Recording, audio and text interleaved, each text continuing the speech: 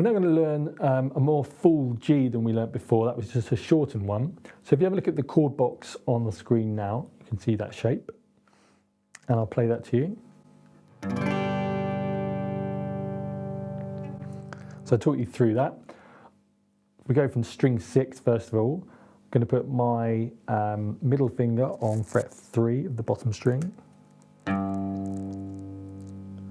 String 5, you can see there's a fret 2 there, so I'm going to use my index finger for that. So far we've got,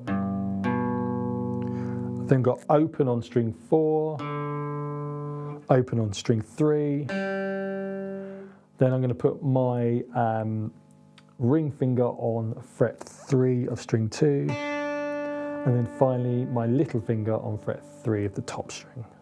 So if you want to hear the whole chord, it goes like this. If you notice there's any muting or any dead notes, just go through and play each note separately.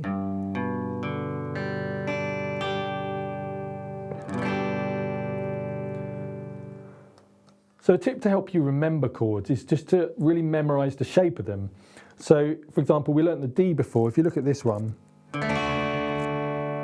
for me this is always a triangle. If you look at the fingers there, they're in a triangle shape. I would imagine the A chord, which you also learned, I'd imagine that as kind of a box. With an E, which you've also learnt, it's maybe a bit less obvious, so then I would start looking at the patterns of it. So okay, I've got 2 which are parallel on the same fret, and then I've got 1 which is lower, so I'd remember that shape. When we're looking at the G, you can do the same thing. You can say, well, all right, what similarities are in the chord? Okay, well, the bottom string and the top string are the same. And because those 2 strings actually are the same note, just one's higher than the other, if you listen, it's the same note, but one's an octave higher, you'll almost always find that those 2 are the same in chords. So then we've got string 2, fret 3 is also the same. So you've got 3 notes that are the same. And you can say, well, there's only one more I'm pushing down, which is 1 fret lower.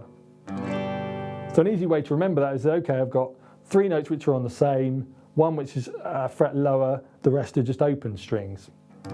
So it's kind of like the formula for the chord. The more different ways you can remember these things or describe them, the better, and the better you'll remember them.